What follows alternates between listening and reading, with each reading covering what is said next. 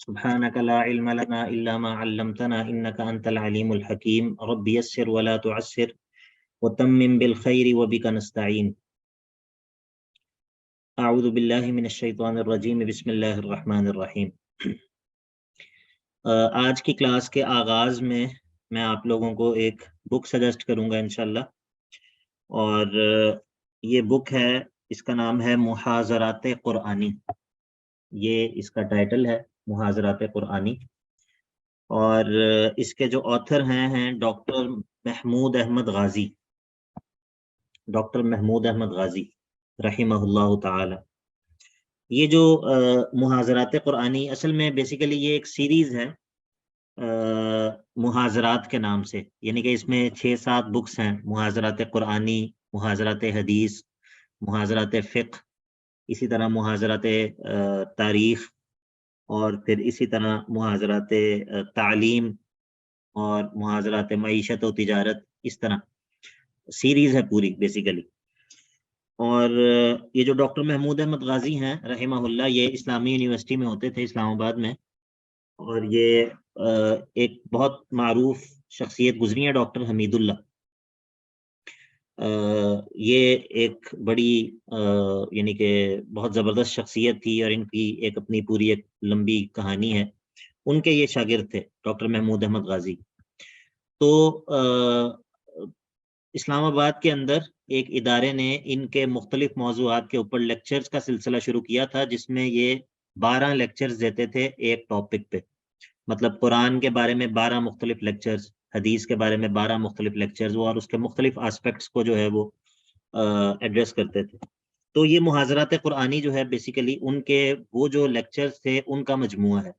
تو میں آپ سب لوگوں کو، کیونکہ ماشاءاللہ آپ لوگ علوم اسلامیہ کے طالب علم ہیں، ظاہر ہے تبھی تو آپ لوگ اس کورس میں انرول ہوئے ہیں، تو میں آپ سب کو یہ مشورہ دوں گا کہ یہ محاضرات سیریز جو ہے یہ ساری کی ساری ویسے تو پڑھنے سے تعلق رکھتی ہے، لیکن چونکہ ہمارا یہ اصول التفسیر کا پیریڈ ہے، تو میں آپ کو یہ ضرور کہوں گا کہ یہ محاضرات قرآنی جو ہے یہ آپ لوگ ضرور آن لائن بھی دستیاب ہے، PDF میں آپ کو مل جائے گی، آپ ان کو ڈاؤن لوڈ کریں اور اس کتاب کو پڑھنا جو ہے وہ شروع کریں، انشاءاللہ آپ کے لیے بہت ہی زیادہ فائدہ مند انشاءاللہ ثابت ہوگی، اور انشاءاللہ مفید ہوگی۔ جی، بات سمجھ آ گئی سب کو؟ سوال ہے کوئی اس حوالے سے؟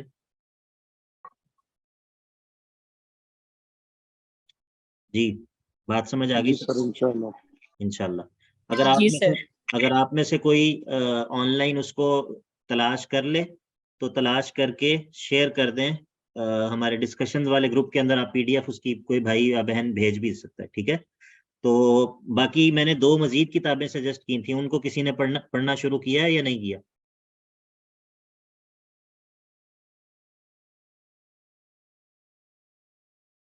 جی،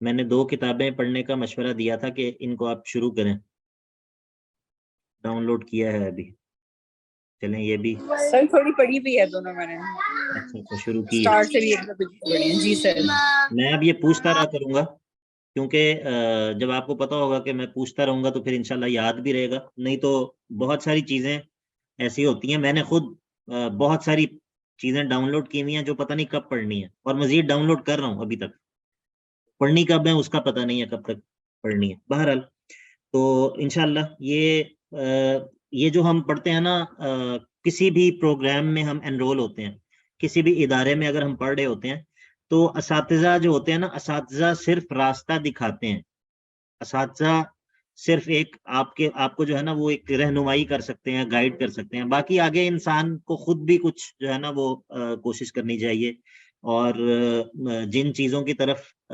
رہنمائی کی جائے ان چیزوں کو خود سے بھی جو ہے وہ انسان کو کوشش کرنی چاہیے کہ پڑھے۔ تو یہ محاضرات سیریز جو ہے یہ انشاءاللہ آپ سب لوگوں نے اس کو ذہن میں رکھنا ہے، جو لوگ پاکستان میں ہیں وہ تو اس کو خرید بھی سکتے ہیں انشاءاللہ، اور ویسے اگر جن لوگوں کو PDF میں پڑھنا آسان لگتا ہے وہ لوگ اس کو PDF میں بھی پڑھ سکتے ہیں۔ ہم اپنے سبق کی طرف آتے ہیں انشاءاللہ۔ جی، اسکرین نظر آ رہی ہے اب آپ لوگوں کو؟ جی سر۔ اچھا جی، بسم اللہ الرحمن الرحیم۔ ہماری جو بات چل رہی تھی، ہماری بات یہ چل رہی تھی کہ بنیادی طور پہ ہم نے ابھی تک بات جو کی ہے نا وہ یہ ہے کہ تفسیر کے دو اسکول آف تھاٹس ہیں، دو طریقے ہیں تفسیر کے، جو اگر ہم بڑی بڑی کلاسیفیکیشن کریں تو تفاسیر کے دو طریقے ہیں. ایک تفسیر بالمأثور یا تفسیر بالاثر اس کو کہتے ہیں، سا کے ساتھ، 3 نقطوں والے سا کے ساتھ، سین کے ساتھ نہیں ہے. اور دوسری تفسیر بالرائے، تفسیر بالرائے اور تفسیر بالاثر یا تفسیر بالمأثور. تو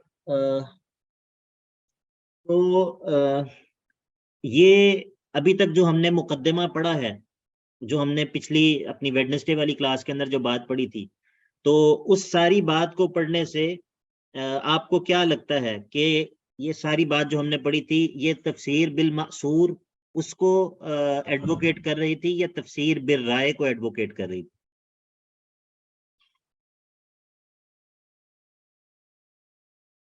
شاید مجھے پہلے بتانا چاہیے کہ ان دونوں کا مطلب کیا ہے. تفسیر بالرائے جب ہم کہتے ہیں تفسیر بالرائے، تو اس کا مطلب یہ ہوتا ہے کہ تفسیر قرآن مجید کی تفسیر کرنا اپنی عقل کے ذریعے، اپنے فہم کے ذریعے، جس چیز کو انسانی عقل سمجھے اس کو اس کے ذریعے جو ہے وہ قرآن مجید کی تفسیر کرنا اپنی رائے سے. اور اس کے مقابلے میں دوسرا تفسیر کا جو طریقہ ہے اس کو تفسیر بالمأثور یا تفسیر بالاثر کہتے ہیں. اس کے اندر طریقہ یہ ہوتا ہے کہ کوشش یہ کی جاتی ہے کہ قرآن مجید کی تفسیر یا تو خود قرآن مجید کے ذریعے کی جائے، یا پھر قرآن مجید کی تفسیر اگر ہمیں قرآن سے وضاحت نہ ملے تو ہم احادیث کی طرف رجوع کریں اور دیکھیں کہ اللہ کے نبی علیہ الصلوۃ والسلام سے اس خاص آیت کے بارے میں کیا چیز منقول ہے، یا پھر ہم یہ دیکھیں کہ اللہ کے نبی صلی اللہ علیہ وسلم کی زندگی سے ہمیں کیا رہنمائی ملتی ہے جس سے ہم قرآن مجید کے اس خاص حصے کے معنی کو سمجھ سکیں. اور اگر پھر ہمیں حدیث سے یا سیرت سے کوئی براہ راست رہنمائی نہ ملے تب ہم صحابہ کے اقوال اور پھر صحابہ کی صحابہ کے جو شاگرد ہیں تابعین کے اقوال کی طرف رجوع کرتے ہیں. اور ہم دیکھتے ہیں کہ جو تابعین میں تفسیر کے ائمہ ہیں، مجاہد ہیں، قتادہ ہیں، ضحاک ہیں، اسی طرح اور حسن ہیں، سفیان ہیں، اور سعید بن جبیر ہیں وغیرہ. یہ سب تابعین جو ہیں ان سے کسی خاص آیت کے بارے میں کیا منقول ہے. تو یہ دونوں الگ الگ طریقے ہیں، یہ دونوں الگ الگ منہج ہیں تفسیر کے. اور بنیادی طور پر یہ جو ہم نے مقدمہ پڑھا تھا اپنی لاسٹ کلاس میں، وہ سارا مقدمہ اس بات کو ثابت کرنے کے لیے تھا کہ تفسیر بالمأثور یہی درست طریقہ ہے تفسیر کرنے کا. قرآن مجید کی تفسیر کرنا، قرآن مجید سے اللہ تعالیٰ کی مراد جاننے کی کوشش کرنا، اس کا درست طریقہ یہ ہے کہ خود قرآن کی تشریح کرے، یا پھر صاحب قرآن جن کے اوپر کتاب اللہ نازل ہوئی ہے اور جن کا اللہ تعالیٰ نے یہ وظیفہ بیان کیا ہے کہ لِتُبَيِّنَ لِلنَّاسِ مَا نُزِّلَ إِلَيْهِمْ، کہ اے نبی صلی اللہ علیہ وسلم یہ جو ہم نے آپ کی طرف وحی کی ہے یہ اسی لیے کی ہے لِتُبَيِّنَ لِلنَّاسِ، تاکہ آپ لوگوں کے لیے وضاحت کے ساتھ بیان کر دیں مَا نُزِّلَ إِلَيْهِمْ، اس چیز کو جو آپ کی طرف وحی کی گئی ہے، آپ کی طرف نازل کی گئی ہے.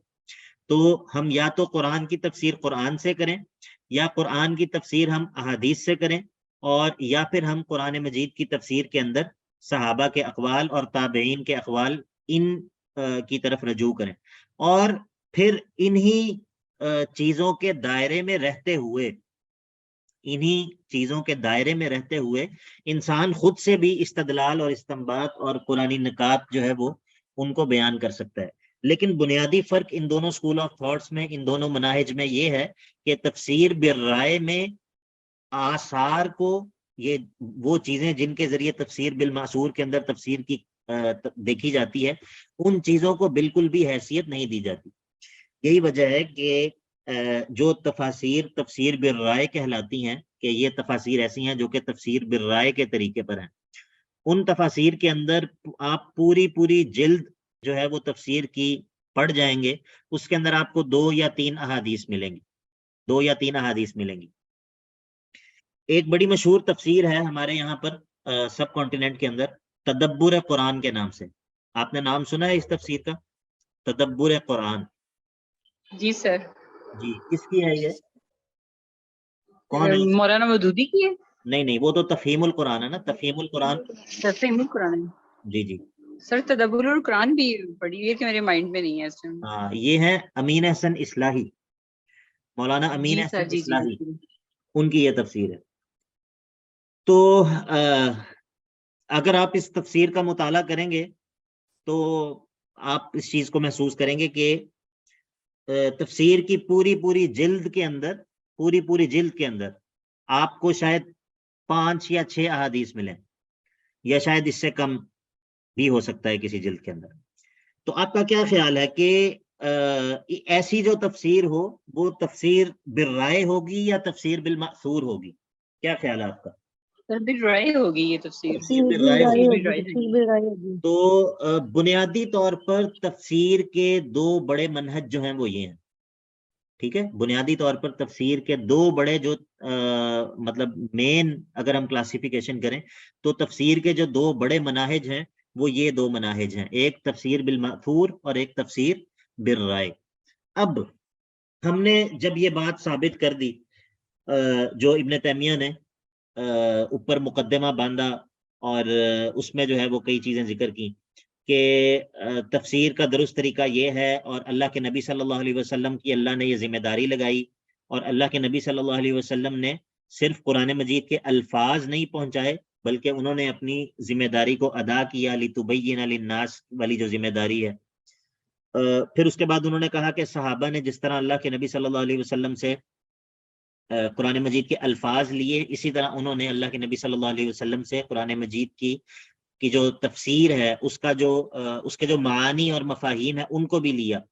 اور پھر تابعین نے جس طرح صحابہ سے سنت کو نقل کیا، اسی طرح تابعین نے صحابہ سے یہ جو قرآن مجید کے معانی ہیں ان کو بھی نقل کیا. اب اس پر ایک اعتراض ہے، اعتراض یہ ہے کہ پھر سلف کی تفسیر کے اندر اختلاف کیوں ہے؟ سلف کی تفسیر کے اندر اختلاف پھر کیوں ملتا ہے؟ اگر تو یہ تفسیر قرآن مجید کے معانی کا علم اللہ کے نبی صلی اللہ علیہ وسلم سے ہی نقل ہوا ہے تو پھر تو یہ ہونا چاہیے تھا کہ تفسیر کے اندر اختلاف ہی نہ ہوتا. جی اعتراض کی سمجھ آئی ہے آپ لوگوں کو؟ جی سر. جی سر. بسم اللہ. تو اور اعتراض میں کچھ جان بھی معلوم ہوئی ہے یا نہیں؟ وزنی اعتراض ہے یا نہیں؟ وزنی شیخ صاحب. وزنی اعتراض ہے. جی اب اگلا جو یعنی کہ جو ابن تیمیہ اب آگے سے جو بات شروع کرنے لگے ہیں وہ بنیادی طور پر اسی اعتراض کا جواب ہے، اور بات کا خلاصہ یہ ہے، ابن تیمیہ اب آگے یہ بتائیں گے کہ سلف کا جو تفسیر کے اندر اختلاف ہے اس اختلاف کی نوعیت کیا ہے، وہ اختلاف یعنی کہ اس اختلاف کی نیچر کیا ہے.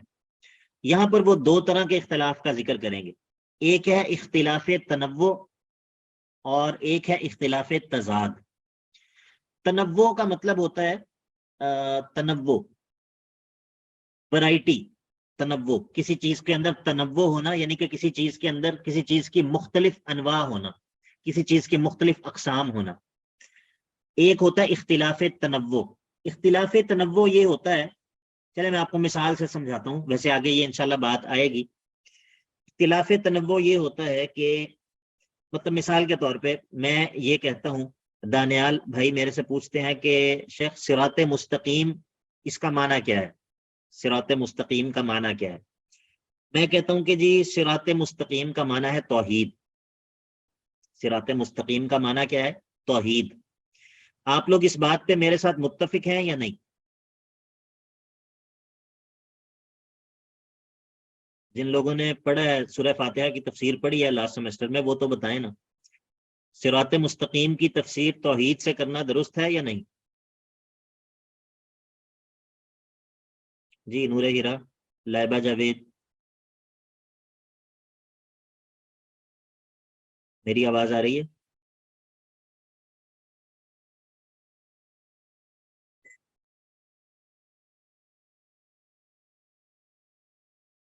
جی اب آواز آ رہی ہے؟ جی سر اب آئیے. جی سر آ رہی ہے. اچھا پتہ ہی نہیں چلا کب جو ہے وہ. تو کہاں تک آپ لوگوں نے سنی ہے بات؟ اختلاف تنوع. اختلاف تنوع اختلاف ہم تنوع. بتا رہے تھے. جی میں یہ عرض کر رہا تھا کہ اگر میرے سے یہ سوال کیا جائے کہ صراط مستقیم کا معنی کیا ہے، صراط مستقیم کا معنی کیا ہے، اور میں کہوں کہ جی صراط مستقیم سے مراد ہے توحید، تو کیا آپ اس پر میرے ساتھ متفق ہیں یا نہیں؟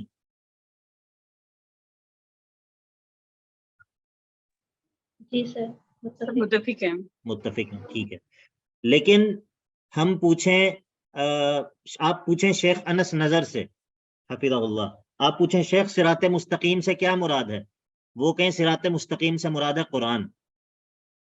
اور آپ پوچھیں شیخ فواد بھٹوی سے پوچھیں شیخ صراط مستقیم سے کیا مراد ہے، وہ کہیں اس سے مراد ہے اللہ کے اوامر اور اللہ کے نواہی، اللہ کے احکام پر عمل کرنا اور اللہ نے جن چیزوں سے منع کیا اس سے بچنا.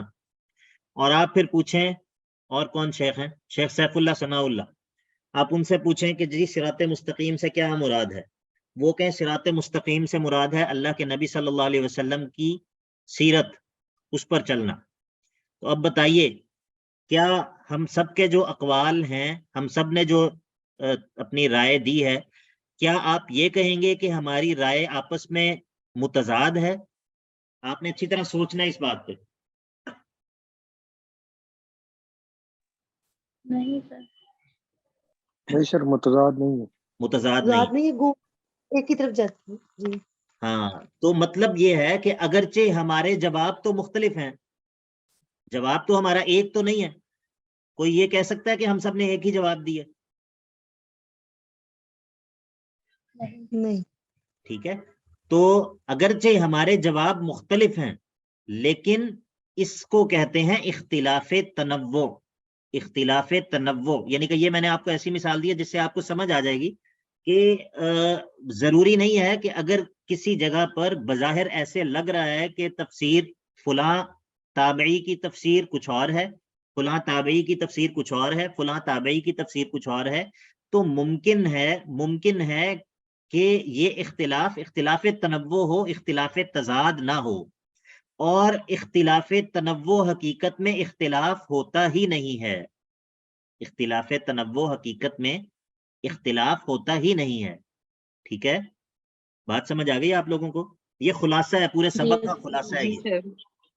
جی تو سر ابھی ابن تیمیہ جو ہے وہ آگے یہ بات تفصیل کے ساتھ مثالوں کے ساتھ سمجھائیں گے کہ تفسیر کے اندر سلف کی جو تفسیر ہے اس میں بہت زیادہ جو ڈفرینسز ہیں ان کی نوعیت یہ ہے، اختلاف تنوع کی نوعیت ہے، وہ اختلاف تضاد نہیں ہے.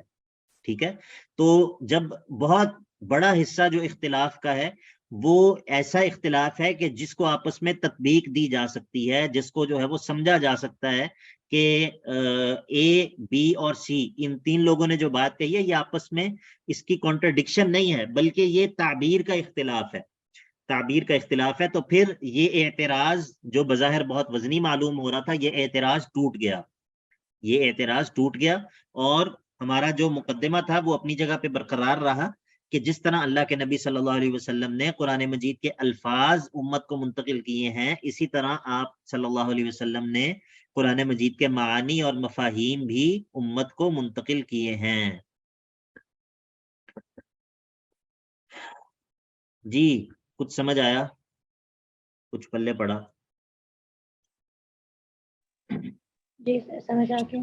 اچھا جی چلے اب ہم کتاب کی طرف چلتے ہیں. فصل فی اختلاف السلف فی التفسیر. فصل سے مراد چیپٹر ہے کس بارے میں؟ فی اختلاف السلف فی التفسیر، سلف کے اختلاف کے بارے میں، وہ اختلاف جو کہ تفسیر میں ہے، سلف کا وہ اختلاف جو کہ تفسیر میں ہے اس کے بارے میں یہ چیپٹر ہے.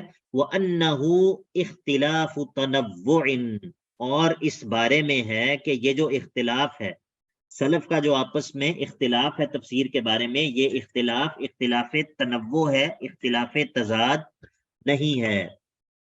چلیں اب میں پڑھتا ہوں اور پھر جہاں ضرورت پڑے گی انشاءاللہ وہاں پر کچھ وضاحت بھی کروں گا. اور جہاں پر مجھے لگے گا کہ یہ بات جو ہے وہ آپ کے سامنے کھولنی نہیں چاہیے، اس کو انشاءاللہ پھر ہم اسکپ کر دیں گے. الخلاف بین السلف فی التفسیر قلیل. الخلاف، اچھا ابھی آپ کون کون ہے کلاس میں؟ ہمارا شاہد، دانیال، آدم، ہبت.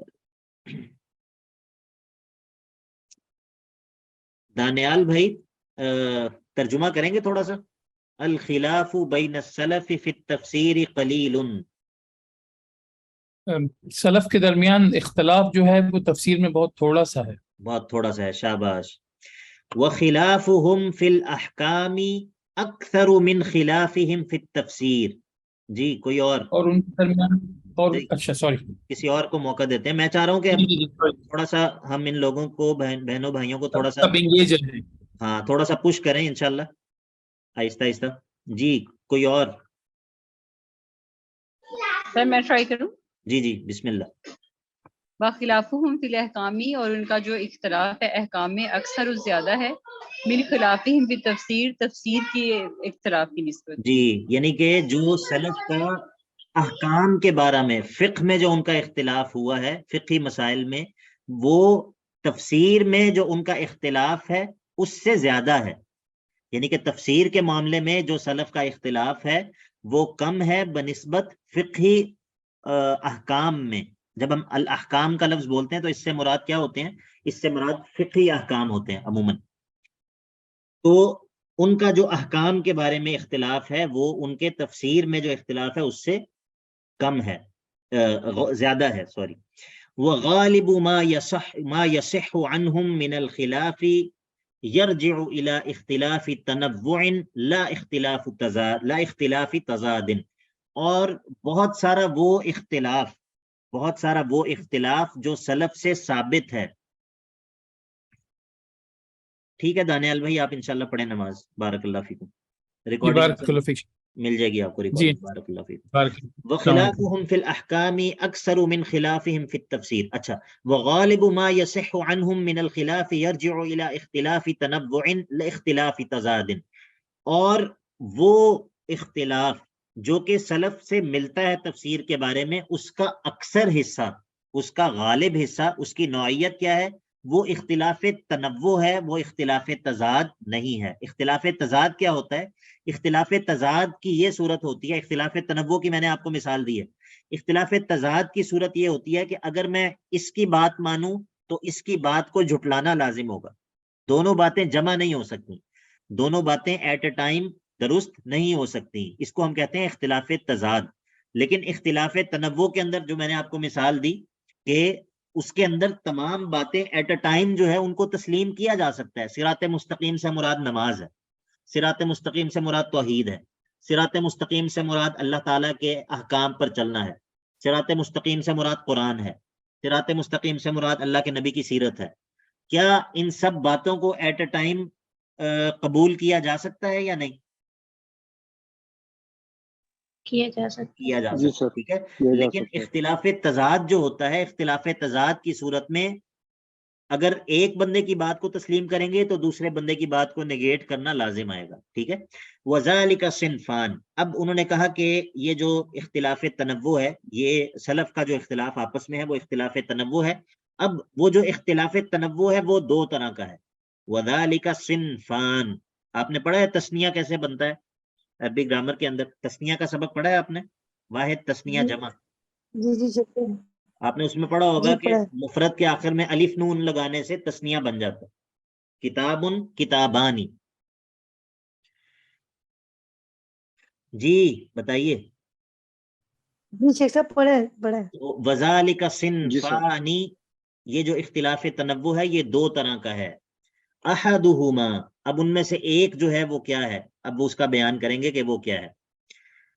وہ یہ ہے کہ ان يعبر كل واحد منهما عن المراد بعبارة غير عبارة صاحبه تدل على معنى في المسمى غير المعنى الآخر مع الاتحاد المسمى بمنزلة الأسماء المتكافئة التي بين المترادفة والمتباينة كما قيل في اسم السيف الصارم والمهند.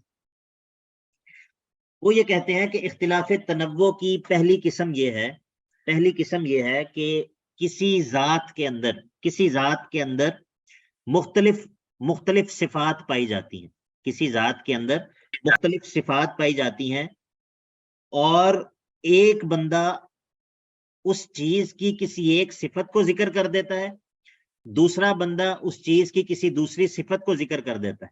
اب بظاہر تو دونوں کا جواب مختلف ہے، لیکن حقیقت میں وہ دونوں جواب ایک ہی چیز پر دلالت کر رہے ہیں، اب اس کی مثال انہوں نے کیا دی ہے؟ اس کی مثال انہوں نے یہ دی کہ جس طرح تلوار ہے، اب تلوار کو الصارم بھی کہا جاتا ہے، الصارم۔ ایک کتاب ہے الصارم المسلول، آپ نے نام سنا ہے اس کتاب کا؟ الصارم المسلول؟ نہیں سر، نہیں سنا؟ نو سر، نہیں سنا۔ کسی نے؟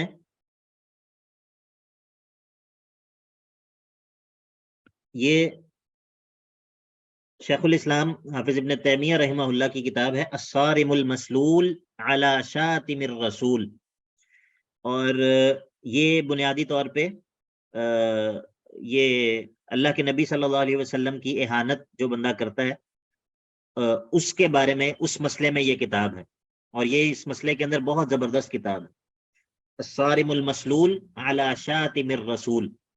اور اس کا مطلب کیا ہے؟ الصارم المسلول، کھینچی ہوئی تلوار، ننگی تلوار، وہ تلوار جو کہ اپنے نیام سے باہر ہوتی ہے، کھینچی ہوئی تلوار، الصارم المسلول۔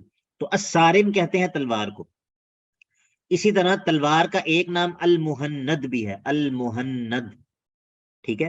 اسی طرح تلوار کے اور بھی نام ہیں۔ اب ان میں سے ہر نام جو ہے وہ تلوار کی کسی خاص صفت کی طرف اشارہ کرتا ہے، تلوار کی کسی خاص صفت کی طرف اشارہ کرتا ہے۔ لیکن اگر کوئی بندہ تلوار کو کہے الصارم، دوسرا بندہ تلوار کو کہے المہند، تو کیا ہم یہ کہیں گے کہ ان دونوں نے دو الگ الگ چیزوں کا جو ہے وہ نام لیا؟ نہیں، کیونکہ الصارم کہا جائے یا المہند کہا جائے یا السیف کہا جائے یا تلوار کے جو باقی نام ہیں ان کو لیا جائے، ان سے جو مراد ہے، ان سے جو مقصود ہے وہ ایک ہی ہے، ٹھیک ہے؟ اس کی کوئی اور مثال لے لیتے ہیں۔ مثال کے طور پہ کوئی کتاب ہے میرے ہاتھ میں، یا چلے میرے ہاتھ میں موبائل ہے، یہ اب ایک بندہ جو ہے وہ یہ کہتا ہے کہ یہ موبائل کالے رنگ کا ہے، مطلب ایک بندہ اس موبائل سے تعبیر کرتا ہے کہ یہ کوئی کالی چیز ہے، دوسرا بندہ اس کو تعبیر کرتا ہے کہ یہ کوئی سخت چیز ہے، ٹھیک ہے؟ مطلب ٹھوس چیز ہے، کوئی مایا یا کوئی لکوڈ یا گیس نہیں ہے، یہ ایک سالڈ چیز ہے۔ ایک تیسرا بندہ کہتا ہے کہ یہ جناب یہ جو ہے وہ ٹھنڈی ہے، ٹھیک ہے؟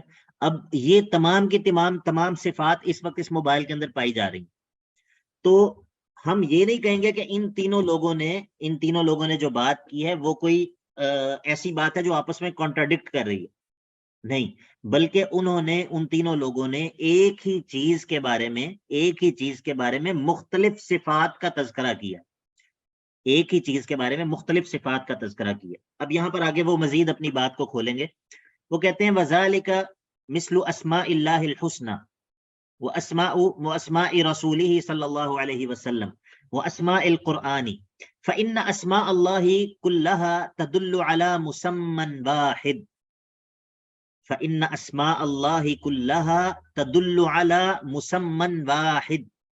کسی کو یاد ہے میں نے بتایا تھا کہ اسم اور مسمى میں کیا فرق ہوتا ہے؟ اس پہ میرے سے جی آپ نے میرے سے کافی سوالات بھی کیے تھے اس بارے میں، تو پرانی بات ہے یہ میرا خیال ہے۔ جی سر یاد ہے۔ تو کیا فرق ہوتا ہے اسم اور مسمى میں؟ مسمى وہ ذات ہوتی ہے یا اینٹیٹی کہہ سکتے ہیں، اور اسم اس کا نام ہوگا، اس ذات کا اسم نام ہوتا ہے، ٹھیک ہے؟ تو اب یہاں پر جو مجھے سامنے لکھے ہوئے نام نظر آ رہے ہیں آپ کے، یہ مطلب مثال کے طور پہ یہاں پر لکھا ہوا ہے حماد رفیع۔ اب حماد رفیع جو یہاں پر لکھا ہوا مجھے نظر آ رہا ہے، حماد بھائی کا وجود یہ نہیں ہے، حماد بھائی وہ ہیں جو شخصیت کلاس لے رہی ہے، وہ جو پوری ذات ہے وہ مسمى ہے، اور یہ نام یہ اسم ہے، یہ جو ان کو ریپریزنٹ کر رہا ہے، ٹھیک ہے؟ تو اسم اور مسمى میں فرق ہوتا ہے۔ اب اللہ رب العزت کے نام جو ہیں وہ مختلف ہیں، وہ ایک سے زیادہ ہیں. اللہ رب العزت کے نام ایک سے زیادہ ہیں. اب یہاں پر دیکھیں وہ آگے ذکر کریں گے. فَلَيْسَ دُعَاؤُهُ بِاسْمٍ مِّنْ أَسْمَائِهِ الْحُسْنَى مُزَادًا لِدُعَائِهِ بِاسْمٍ آخر بل الْأَمْرُ كَمَا قَالَ تَعَالَى قُلِ ادْعُوا اللَّهَ أَوِ ادْعُوا الرَّحْمَٰنَ، تم اللہ کہہ کر پکارو یا الرحمن کہہ کر پکارو. ایما تدعو، ان دونوں میں سے جو مرضی کہہ کر پکارو. فلہ الاسماء الحسنى، یہ اسی کی تمام خوبصورت صفات ہیں. تو اگر ہم کہیں وہ اللہ ہے، اور دوسرا شخص کہے وہ الرحمن ہے، تیسرا شخص کہے وہ القدوس ہے، چوتھا کہے وہ الغفار ہے، تو ہمارے الفاظ ایک ہیں یا مختلف ہیں؟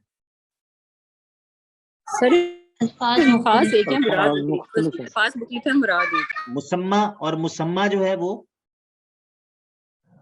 ایک ہی ہے. مسمى ایک ہے، مسمى ایک اسم ہے. مختلف ہے. بارک اللہ فیکم. اب یہی بات وہ سمجھانا چاہ رہے ہیں. وَكُلُّ اسم من اسمائه يدل على الذات المسمى وعلى الصفة التي تضمنها الاسم. کلاس ورک بچو. اچھا جی، وَكُلُّ اسم من اسمائه،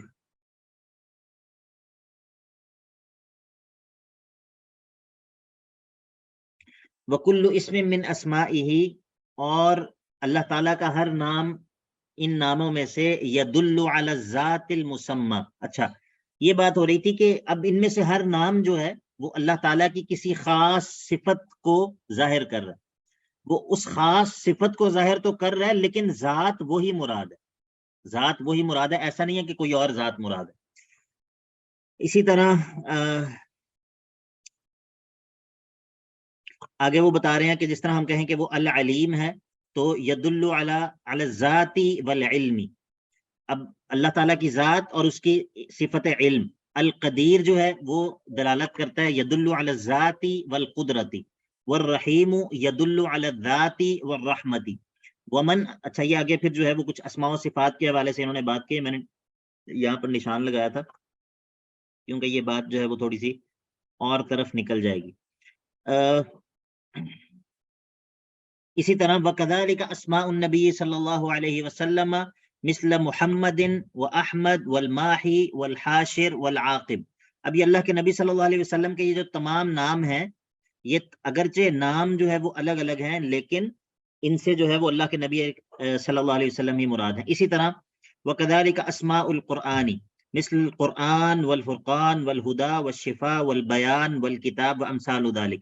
اب یہ ساری مثالیں دے کے وہ آپ کو یہ بتانا چاہ رہے ہیں کہ اختلاف تنوع کی پہلی قسم جو ہوتی ہے وہ اس طرح کا اختلاف ہوتا ہے. اختلاف تنوع کی جو پہلی قسم ہوتی ہے وہ اس طرح کا اختلاف ہوتا ہے کہ ایک ہی چیز کی مختلف صفات کی وجہ سے اس کی تعبیر جو ہوتی ہے وہ مختلف الفاظ کے ذریعے کی جا رہی ہوتی ہے، لیکن ان مختلف تعبیرات کا آپس میں اختلاف تضاد کا نہیں ہوتا، بلکہ وہ آپس میں اختلاف تنوع کا ہوتا ہے.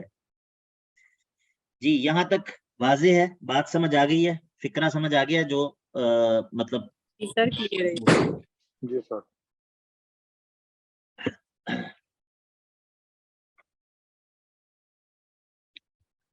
اچھا جی، اب آگے جو ہے وہ اس کی ایک دوسری قسم بیان کریں گے. ابھی آگے اس کی کچھ مثالیں ذکر کریں گے، اسی قسم کی اختلاف تنوع کی اسی قسم کی کچھ مثالیں ذکر کریں گے، اور پھر اس کے بعد اختلاف تنوع کا ایک دوسرا جو ہے وہ دوسری صورت بتائیں گے انشاءاللہ. اب آگے کچھ مثالیں ذکر کریں گے. اب ایک مثال جو ہے وہ قرآن مجید سے ذکر کریں گے. مثال کے طور پہ انہوں نے کہا کہ وَمَنْ أَعْرَضَ عَنْ ذِكْرِي فَإِنَّ لَهُ مَعِيشَةً ضَنْكًا. وَمَنْ أَعْرَضَ عَنْ ذِكْرِي فَإِنَّ لَهُ مَعِيشَةً ضَنْكًا. اب اگر کوئی بندہ یہ سوال کرے کہ یہاں پر ذکری سے کیا مراد ہے، ذکری سے کیا مراد ہے، تو اسے کہا جائے گا کہ ادھر اللہ تعالیٰ کے ذکر سے مراد قرآن ہے، کیونکہ ذکری کے دو معنی ہو سکتے ہیں. ذکری کے دو معنی ہو سکتے ہیں. جو مصدر ہوتا ہے نا، مصدر، کوئی بھی مصدر، وہ کبھی اپنے فاعل کی طرف اس کی اضافت ہو رہی ہوتی ہے، کبھی اس کی اضافت اپنے مفعول کی طرف ہو رہی ہوتی ہے. مصدر کی اضافت کبھی اپنے فاعل کی طرف ہوتی ہے، کبھی اپنے مفعول کی طرف ہوتی ہے۔ مثال کے طور پہ اب ومن اعرض عن ذکری، ہم جب لفظ ذکری بولتے ہیں، ومن اعرض عن ذکری، میرے ذکر سے، جس نے میرے ذکر سے اعراض کیا، اب آپ کے ذہن میں کیا آتا ہے جس نے میرے ذکر سے اعراض کیا؟ آپ کے ذہن میں کیا آتا ہے اس سے؟ اللہ رب العزت آتے ہیں، نہیں، اللہ کی کتاب آتی ہے۔ اللہ کی کتاب آتی ہے جی۔ اور کسی کے ذہن میں کچھ اور آ رہا ہے اس سے؟ جس نے میرے ہر ذکر کتاب کے علاوہ بھی اللہ کا ذکر ہو سکتا ہے، جیسے ہم اسماء حسنہ پڑھتے ہیں یا اور بھی کوئی بھی تسبیحات ہیں۔ ہاں دیکھیں، اب دیکھیں اللہ ادھر، کی یاد۔ جی حماد بھائی بتائیے، حماد بھائی بولیں۔ جی سر، اللہ کا ذکر کرنا، اس کو یاد کرنا، اس طرح۔ اب دیکھیں یہاں پر دو تعبیرات ہو گئی ہیں۔ ذکری کا ایک معنی یہ ہے وہ ذکر جس کو میں نے نازل کیا ہے، ومن اعرض عن ذکری، جس نے میرے ذکر سے اعراض کیا، یعنی کہ میرا ذکر مراد وہ ذکر جس کو میں نے نازل کیا ہے۔ غور کر رہے ہیں آپ؟ اس ترجمے میں مصدر کی جو اضافت ہو رہی ہے، میرا ذکر، جس نے میرے ذکر سے اعراض کیا، وہ فاعل کی طرف ہو رہی ہے اس اعتبار سے کہ وہ ذکر جس کو میں نے نازل کیا، اس اعتبار سے وہ میرا ذکر ہے، اور وہ اللہ کا ذکر، وہ قرآن ہے جو اللہ نے نازل کیا۔ لیکن ایک دوسرا معنی اس کا یہ ہو سکتا ہے جس نے میرا ذکر کرنے سے اعراض کیا، یعنی کہ وہ بندہ جو اپنی زبان سے میرا ذکر نہیں کرتا، جو اپنے دل میں مجھے یاد نہیں رکھتا، جو کانشیس نہیں رہتا میرے بارے میں۔ اب دیکھیں یہ دو مختلف ترجمے ہیں یا نہیں ہیں؟ جی سر، ٹھیک ہے، لیکن یہ دونوں تعبیرات ایسی ہیں کہ لفظ کے اندر ان دونوں کی گنجائش موجود ہے، لفظ کے اندر ان دونوں کی گنجائش موجود ہے۔ یہ ایک الگ بات ہے کہ آیت کا جو سیاق اور سباق ہے وہ اس بات کی جو ہے وہ تائید کرتا ہے کہ یہاں پر ذکر سے مراد قرآن ہے۔ یہ آیت ہم نے کب پڑھی تھی؟ مجھے لگ رہا ہے ہم نے پچھلے دنوں ہی پڑھی ہے۔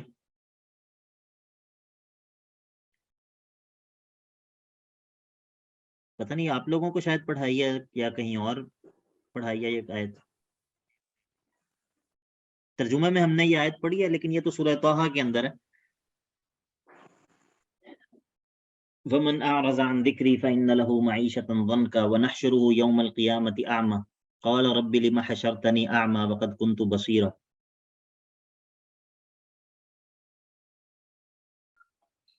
سر ابھی ہم نے پچھلی پڑھی ہے نا ہم نے اصول تفسیر، اس میں بھی اس کے سے متعلق تھا، اس لیے آپ کو اچھا بالکل ذہن میں آیا۔ بالکل، جزاک اللہ خیر، مجھے یاد آ گیا۔ میں بھی کہوں کہ یہ مجھے لگ رہا ہے کہ 2-3 دن پہلے کہیں پر پڑھایا ہے، تو پڑھا سورہ طٰہٰ تو بھی میں نے پڑھائی نہیں۔ وہ پچھلا جو ہمارا اصول التفسیر کا لیکچر تھا اس کے اندر یہ آیت تھی مقدمے کے اندر۔ بارک اللہ فیکم۔ اچھا جی، تو یہ آ گیا، بلکہ شاید اسی لیے بھی لگ رہا ہے کہ میں نے تیاری جب کی تھی لیکچر کی تو تب بھی میں نے پڑھی تھی کچھ دن پہلے، تو اسی لیے بھی مجھے جو ہے وہ ایسے محسوس ہو رہا ہے جیسے یہ کچھ دن پہلے گزری ہے۔ اب اس ساری بات سے ہمارا مقصد کیا ہے؟ اس ساری بات سے ہمارا مقصود یہ بتانا ہے کہ تفسیر کے اندر بعض دفعہ اختلاف ایسا ہوتا ہے کہ جس کو آپ یہ کہہ کے نہیں پیش کر سکتے کہ دیکھا آدھے مفسرین کچھ کہہ رہے ہیں اور آدھے مفسرین کچھ کہہ رہے ہیں، کس کی بات درست ہے؟ ٹھیک ہے، وہ اختلاف ایسا نہیں ہوتا، اگرچہ وہ کچھ کہہ رہے ہیں اور وہ کچھ کہہ رہے ہیں، لیکن اگر بندہ غور کرے تو وہ یہ جان لے گا کہ اگرچہ ان دونوں کی بات بظاہر تو مختلف ہے، بظاہر تو ان دونوں کی بات مختلف ہے، لیکن در حقیقت ان دونوں کی بات میں کوئی اختلاف نہیں ہے۔ والمقصود، ہمارا مقصود اور قصد یہ ہے اس ساری تقریر سے جو ہم نے آپ کے سامنے کی، کہ ان یعرف، کہ یہ جان لیا جائے کہ ان الذکر ہوا کلامہ المنزل، کہ ذکر سے مراد اللہ کا نازل کردہ کلام ہے پہلی تعبیر کے مطابق قرآن، او ہوا ذکر العبد لہو، یا پھر بندے کا اللہ کا ذکر کرنا ہے، یا پھر بندے کا اللہ کا ذکر کرنا ہے۔ ٹھیک ہے، اب یہ دونوں جو باتیں ہیں، فسواء قیل ذکری، کتابی او کلامی او ہدائی او نحو ذالک فإن المسمى واحد. تو ان دونوں میں سے جو بھی تعبیر کی جائے، ان دونوں میں سے جو بھی ترجمہ کیا جائے، تو جو مسمى ہے وہ ایک ہی ہے، مسمى کے اندر کوئی فرق نہیں پڑتا. وَإِنْ كَانَ الْمَقْصُودُ السَّائِلُ مَعْرِفَةَ مَا فِي الْإِسْمِ مِنَ الصِّفَةِ الْمُخْتَصَّةِ بِهِ. جی حماد بھائی. نہیں پڑی سر، یہ کیسے فرق نہیں پڑتا؟ مسمى تو ٹھیک ہے، اللہ تعالیٰ کی ذات ہے، جی جی لیکن ایک طرف اللہ کا ذکر ہے اور ایک طرف اللہ کے ایک کتاب کی قرآن کی بات ہے. ہاں جی.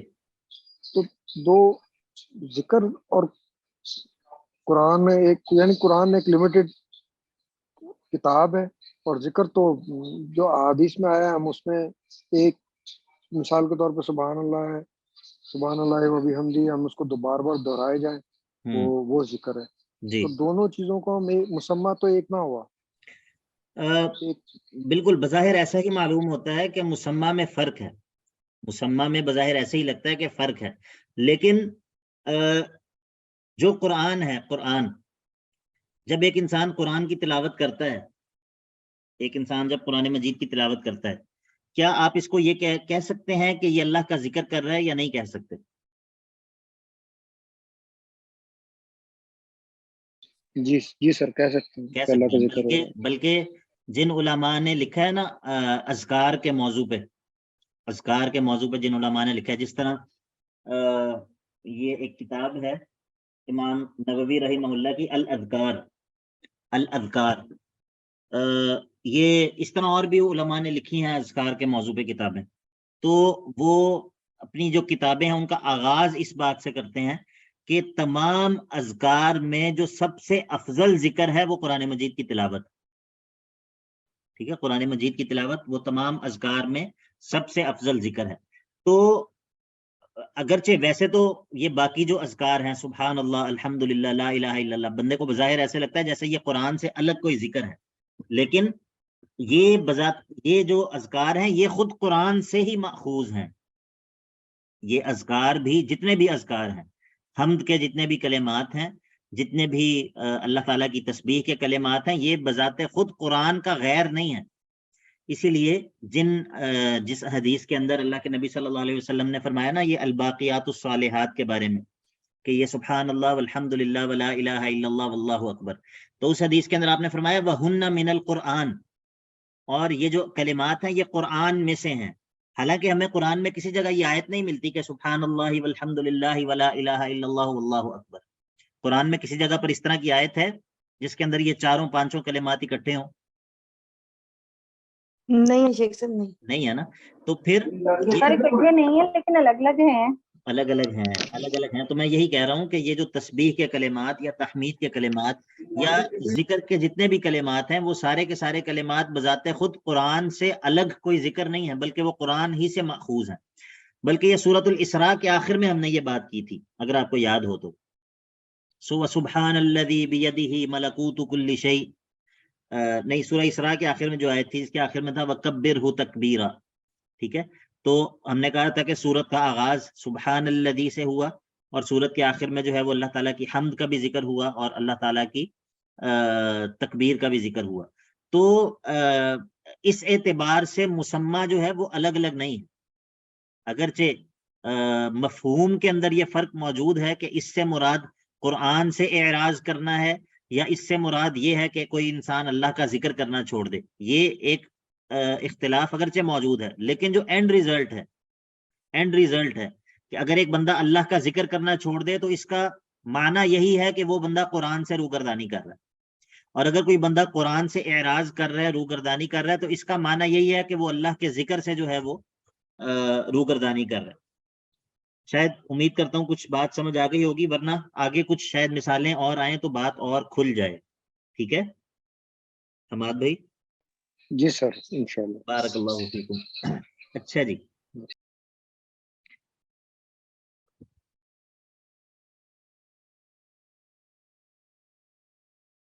اچھا جی.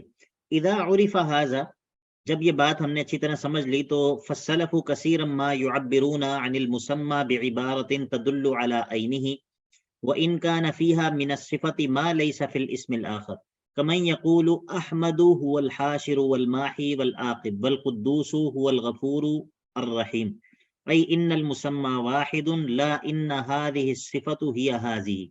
کہتے ہیں کہ سلف کے ہاں نا بہت مرتبہ اس طرح آپ کو ملے گا کہ وہ کسی ایک چیز کے بارے میں تعبیر کرتے ہیں ایسے الفاظ سے جن کے اندر ایسی صفات ہوتی ہیں کہ اس سے مراد یہ ہوتا ہے کہ جو اس صفت کا مسمى ہے، اس لفظ کا جو مسمى ہے وہی مسمى دوسرے لفظ کا ہے.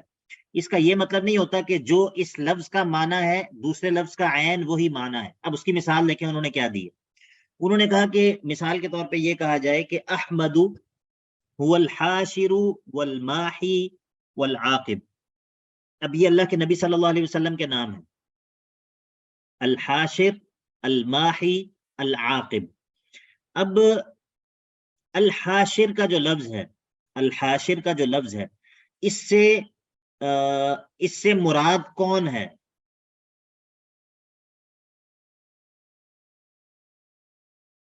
کون؟ آپ صلی اللہ علیہ وسلم، اللہ کے نبی صلی اللہ علیہ وسلم مراد ہے. لیکن الحاشر کے معنی کے اندر جو ایک صفت پائی جا رہی ہے جمع کرنے والا، ٹھیک ہے. اگر میں یہ کہوں کہ محمد هو الحاشر، محمد هو الحاشر، تو اس اعتبار سے تو میری بات درست ہے کہ جو محمد سے مراد شخصیت ہے الحاشر سے مراد بھی وہی شخصیت ہے صلی اللہ علیہ وسلم. اس اعتبار سے تو میری بات درست ہے. لیکن کیا میری بات کا یہ مطلب ہے کہ جو الحاشر کا معنی ہے عین وہی معنی لفظ محمد کا بھی ہے؟ کیا یہ بات درست ہے؟ نہیں سر. نہیں. ٹھیک ہے. تو اگرچہ مسمى تو ایک ہے لیکن ضروری نہیں ہے کہ میں یہ بات کہہ رہا ہوں کہ جو الحاشر کا معنی ہے عین وہی معنی لفظ عاقب کا، الماحی کا، محمد کا وہی معنی ہے. نہیں، یہ مطلب نہیں ہے. تو سلف کے ہاں اکثر جو اختلاف ملتا ہے اس کی کیفیت یا نوعیت یہ ہوتی ہے کہ وہ اس طرح تعبیر کرتے ہیں کسی چیز کو کہ ان دونوں چیزوں کا مسمى ایک ہوتا ہے، اگرچہ من حیث اللفظ ان دونوں الفاظ کے معنی میں کچھ فرق موجود ہی ہو. ان دونوں الفاظ کے معنی میں اب الحاشر اور الماحی، کیا ان دونوں لفظوں کا معنی بالکل ایک ہے؟ نہیں سر. لیکن کیا ان لفظوں سے جو مقصود اور مراد ہے نفس الامر میں، خارج میں، کیا وہ ایک ہے؟ جی سر. وہ ایک ہے. ٹھیک ہے. تو یہ انہوں نے ایک مثال دی ہے کہ سلف کے ہاں اس طرح کا جو ہے وہ طریقہ بعض دفعہ ملتا ہے کہ وہ چیزوں کی تعبیر ایسی صفات کے ساتھ کر رہے ہوتے ہیں کہ اس سے مراد صرف یہ ہوتی ہے کہ جو اس لفظ کا مسمى ہے وہی مسمى دوسرے لفظ کا ہے. اس کا یہ مطلب اور یہ معنی ان کا نہیں ہوتا کہ جو اس لفظ کا معنی ہے عین وہی معنی دوسرے لفظ کا ہے. اچھا جی. ومعلوم ان هذا ليس اختلاف تضاد كما يظنه بعض الناس، اور ومعلوم، اور یہ بات معلوم ہے، ان هذا اس طرح کا جو اختلاف ہے ليس اختلاف تضاد، یہ اختلاف تضاد نہیں ہے، كما يظنه بعض الناس، جیسا کہ بعض لوگ سمجھتے ہیں. مثال ذالک، اب دیکھیں وہی مثال آ گئی جو میں نے پہلے آپ لوگوں کو دی. اس کی مثال یہ ہے تفسیرهم للصراط المستقیم. صراط مستقیم کی جو تفسیر ہے آپ کو شاید یاد ہو جب ہم نے جب سورۃ الفاتحہ پڑھی تھی پچھلے سمسٹر کے آغاز میں، وہاں پر ہم نے مختلف آیات قرآن مجید سے نکالی تھی. یاد ہے آپ لوگوں کو؟ جی سر. تو اس میں ہم نے بعض آیات وہ نکالی تھیں جہاں پر صراط مستقیم توحید کو کہا گیا تھا.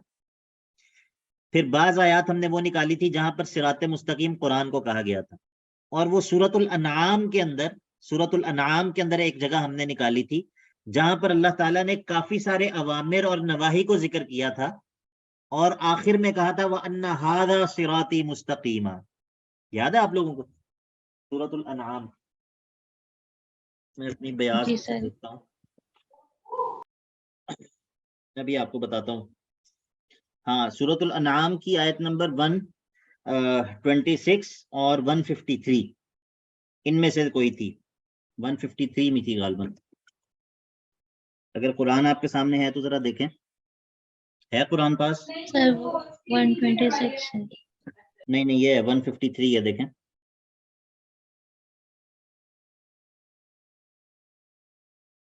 قل تعالوا اتل ما حرم ربکم علیکم, یہاں سے لے کے پہلے کہا کہ اللہ کے ساتھ شرک نہیں کرنا, والدین کے ساتھ اچھا سلوک کرنا ہے, اپنی اولاد کو قتل نہیں کرنا, فواحش کے قریب نہیں جانا, کسی کو قتل نہیں کرنا, یتیم کے مال کے قریب نہیں جانا, اور اپنے ترازو جو ہے وہ سیدھا سیدھا تولنا ہے, جب بات کرنی ہے تو سچی بات کرنی ہے. یہ ساری باتیں کر کر آخر میں کیا کہا 153 میں وَأَنَّ هَذَا صِرَاطِي مُسْتَقِيمًا فَاتَّبِعُوهُ, وَأَنَّ هَذَا صِرَاطِي مُسْتَقِيمًا فَاتَّبِعُوهُ. تو یہ جو ساری باتیں آپ کو ہم نے بتا دیں, یہ اللہ کا راستہ ہے, یہ صراط مستقیم ہے, تو بس فَاتَّبِعُوهُ, اس کی اتباع کرو. اچھا, اب یہاں پر حافظ صاحب یہی بات بتائیں گے ہم. قال بعضهم هو القرآن, صراط مستقیم کے بارے میں بعض لوگوں نے کیا کہا کہ اس سے مراد قرآن ہے, یعنی کہ ای اتباعہ, قرآن کی اتباع کرنا. اور اللہ کے نبی صلی اللہ علیہ وسلم کی اس حدیث کی وجہ سے کہ جو ترمذی میں اور ابو داؤد میں ہے کہ ہوا حبل اللہ المتین والذکر الحکیم وہو الصراط المستقیم. ٹھیک ہے, اللہ کے نبی صلی اللہ علیہ وسلم نے حدیث میں قرآن کو صراط مستقیم قرار دیا, ہم کہتے ہیں صراط مستقیم سے مراد قرآن. وقال بعضهم هو الاسلام, بعض لوگوں نے کیا کہا صراط مستقیم سے مراد کیا ہے, اسلام ہے. اللہ کے نبی صلی اللہ علیہ وسلم کی اس فرمان کی وجہ سے جو ترمذی میں ہے کہ ضرب اللہ مثلا صراطا مستقیما, اللہ تعالیٰ ایک مثال بیان کرتا ہے ایک سیدھے راستے کی. وعلی جنبتی الصراط سوران, اور دیوار جو راستے کے دونوں کناروں پر جو ہے وہ دو دیواریں ہیں. وفی السورین ابواب مفتحہ, دونوں دروازوں میں راستے کھلے ہوئے ہیں. وعلی الابواب سطور مرخاہ, اور دروازوں پر جو ہے وہ پردے ٹنگے ہوئے ہیں, لٹکے ہوئے ہیں. اور وداع یدعو من فوق الصراط, راستے کے اوپر سے کہ ایک پکارنے والا جو ہے وہ پکار رہا ہے. اور وداع یدعو علی رأس الصراط, ایک اس کے ایک کنارے پر ہے, ایک دوسرے کنارے پر ہے. قال فالصراط المستقیم هو الاسلام, اس حدیث کے اندر صراط مستقیم قرار دیا اسلام کو. ٹھیک ہے, یہ پوری ایک مثال بیان کی. ابھی ہمارا یہ موضوع نہیں ہے کہ یہ مثال کیا ہے, لیکن فہذان القولان متفقان, فہذان القولان متفقان, کیا معنی ہے اس کا؟ یہ دونوں اقوال کا متفق ہیں, دونوں اقوال جو ہیں ان میں کوئی اختلاف نہیں ہے, دونوں اقوال ایک ہی بات, متفق ہیں. بارک اللہ فیکم. لأن دین الاسلام هو اتباع القرآن, کیونکہ اسلام قرآن ہی کی اتباع کا تو نام ہے. ولیکن کل منہما نبہ علی وصف غیر الوصف الآخر, لیکن ان دونوں لوگوں نے, جنہوں نے کہا اس سے مراد قرآن ہے, جنہوں نے کہا اس سے مراد اسلام ہے, ان دونوں نے دو الگ الگ اوصاف کے ساتھ تعبیر کی ہے ایک ہی چیز کی, ایک ہی چیز کی تعبیر دو مختلف الفاظ کے ساتھ کی ہے. کما ان لفظ الصراط یشعر بوصف الثالث, وكذلك قول من قال هو السنة والجماعة, وقول من قال هو طريق العبودية, وقول من قال هو طاعة الله ورسوله صلى الله عليه وسلم وامثال ذلك. اب کسی نے کہا کہ صراط مستقیم سے مراد ہے اہل السنہ والجماع کا راستہ, سنت کا راستہ جس کو صحابہ جس راستے پر چلے. کسی نے کہا اس سے مراد ہے اللہ کی عبودیت کا راستہ, کسی نے کہا اس سے مراد ہے اللہ کی اطاعت اور اللہ کے رسول کی اطاعت کا راستہ. تو آپ کو کیا بات سمجھ میں آئی ہے اس ساری تقریر سے؟ فَهَؤُلَاءِ كُلُّهُمْ أَشَارُوا إِلَى ذَاتٍ وَاحِدَةٍ وَلَكِنْ وَصَفَهَا كُلٌّ مِّنْهُمْ بِصِفَةٍ مِّن صِفَاتِهَا, ان سب لوگوں نے ایک ہی چیز کی طرف اشارہ کیا ہے, لیکن اس ایک چیز کی مختلف صفات کے ذریعے اس چیز کی طرف اشارہ کیا ہے. جس طرح وہ شاعر نے کہا ہے نا کہ عباراتنا شتى وحسنك واحد وكل الى ذاك الجمال يشير, کہ ہماری عبارات تو مختلف ہیں لیکن تمہارا حسن وہ ایک ہی ہے. تو اگر کوئی بندہ پشتو میں تمہاری تعریف کر رہا ہے, کوئی فارسی میں کر رہا ہے, کوئی عربی میں کر رہا ہے, کوئی اردو میں کر رہا ہے, کوئی انگریزی میں کر رہا ہے, تو عبارات تو مختلف ہیں لیکن ان کا جو مشار الیہ ہے وہ ایک ہی ہے.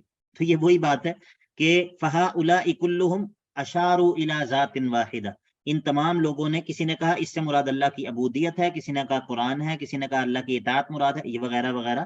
تو یہ سب جو ہے اس سے مقصود ایک ہی ذات ہے. تو الصنف الثانی آگے جو ہے وہ دوسری قسم ہے اختلاف تنوع کی. اختلاف تنوع کی پہلی قسم کس کو سمجھ میں نہیں آئی؟ آگے سمجھ سے بارک اللہ فیکم. باقی لوگ بھی بتائیں. آگے الحمدللہ. جی سر آگے الحمدللہ. جی کچھ فائدہ ہوا، مزہ آیا، انجوائے کیا؟ جی سر الحمدللہ. ہاں اب یہ ہے کہ آپ لوگوں نے انشاءاللہ اس کتاب کو ضرور پڑھنا شروع کرنا ہے. ٹھیک ہے، یہ آپ لوگوں کے لیے لازمی ہے، لازمی ہے انشاءاللہ. ٹھیک ہے، مجھے پتا ہے کہ اب آج کل کے لوگ جو ہیں، آج کل کے خاص طور پہ نوجوان، وہ تو کتاب نہیں پڑھتے بالکل بھی، لیکن یہ ہے کہ انشاءاللہ آپ کو فائدہ ہوگا، آپ لوگ اس کو پڑھنا شروع کریں. اردو میں ملے تو اردو میں پڑھ لیں. اردو میں ہی ہے، اردو میں ہی تو ہے. میں نے کون سا عربی میں ریفر کی ہے یا کمنٹ کیا؟ یہ اردو میں ہی ہے. سر آپ تو میں عربی سے پڑھا رہے ہیں نا. نہیں میں اس کتاب کی بات نہیں کر رہا جو میں نے کھولی ہوئی ہے. یہ جو کتاب میں نے آپ کے سامنے اسکرین پہ شیئر کی ہوئی ہے، میں اس کی بات نہیں کر رہا ہوں. میں اس کتاب کی بات کر رہا ہوں، یہ جو میں نے ہاتھ میں پکڑی ہوئی ہے، جو محاضرات قرآنی. ہاں جی جی یہ گروپ کے اندر کسی نے شیئر بھی کر دی ہے اردو کے اندر، اردو میں ہی ہے یہ. ٹھیک ہے جی شکریہ سر. بارک اللہ فیکم. جی کوئی سوال ہے تو پوچھ لیں. شیخ جو آپ کتاب پڑھا رہے ہیں اس کا ترجمہ موجود ہے؟ اس کا ترجمہ بھی موجود ہے، مقدمہ فی اصول تفسیر، اس کا ترجمہ بھی موجود ہے. مجھے کسی نے، غالباً حماد بھائی نے مجھے بھیجا تھا. حماد بھائی یہ گروپ میں شیئر کر دیں، آپ اس کا ترجمہ بھی شیئر کر دیں گروپ میں. جی سر. ٹھیک ہے، لیکن میں جی سر انشاءاللہ. یہ میں ایک ڈسکلیمر دے دوں کہ جی بعض دفعہ کتابوں کا ترجمہ تو موجود ہوتا ہے، لیکن صرف ترجمہ موجود ہونے سے یہ ضروری نہیں ہے کہ وہ کتاب سمجھ میں آ جائے گی. ٹھیک ہے جی. مطلب بعض کتابیں ایسی ہوتی ہیں، اکیڈیمک کتابیں ہوتی ہیں کہ اس کا ترجمہ ہونا یا نہ ہونا برابر ہوتا ہے. ان عبارات کو سمجھنا، اس سے مراد کیا ہے، مقصود کیا ہے، اور مصنف کیا کہنا چاہ رہا ہے، یہ صرف ترجمے کے اندر یہ بات ممکن نہیں ہوتی. لیکن انشاءاللہ ترجمہ شیئر کر دیں گے ہم آپ گروپ میں، آپ ترجمہ دیکھ لیں، ڈاؤن لوڈ کر لیں. لیکن میں صرف یہ کہنا چاہ رہا ہوں کہ ترجمے کی وجہ سے استاد کی ضرورت ختم نہیں ہوتی، کبھی بھی ختم نہیں ہوتی. ٹھیک ہے، واضح ہے؟ جی شیخ آپ نے ابھی ذکر کیا کہ کتابیں پڑھنے کی طرف رجحان نہیں ہے، تو آپ اگر تھوڑا سا اس کے متعلق موٹیویشن دے دیں ہمیں تو.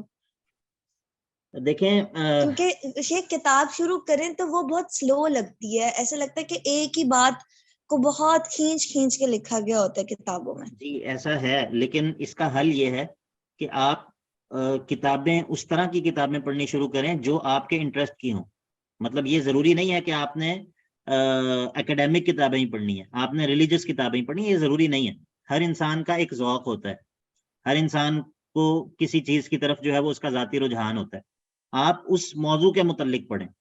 ٹھیک ہے، پڑھنے کی عادت ڈالنے کے لیے. اب بعض لوگ ہوتے ہیں ان کا نا کرنٹ افیئرس کے اندر بہت زیادہ ان کا دلچسپی ہوتی ہے، بعض لوگوں کی کسی اور چیز میں، بعض لوگوں کی فکشن میں دلچسپی ہوتی ہے، بعض لوگوں کی وغیرہ وغیرہ. ٹھیک ہے، تو آپ یہ دیکھیں کہ کس چیز کی طرف آپ کا رجحان ہے، اس چیز کے بارے میں آپ پڑھنا شروع کریں.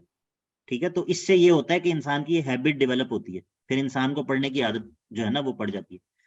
تو ایک غلطی یہ بھی ہوتی ہے کہ ہم سمجھتے ہیں کہ ہم نے اگر پڑھنا ہے تو ہم نے کوئی دینی کتاب ہی پڑھنی ہے. نہیں، یہ درست نہیں ہے. ہر چیز پڑھیں، جو چیز آپ کو مل جائے آپ اس کو پڑھیں، اپنے انٹرسٹ کی چیزوں کو اکٹھا کریں، ان کو پڑھیں. اس طرح پڑھنے کی ہیبٹ ڈیولپ ہوتی ہے. ٹھیک ہے جی، ناولز پڑھیں. ٹھیک ہے، بارک اللہ فیکم.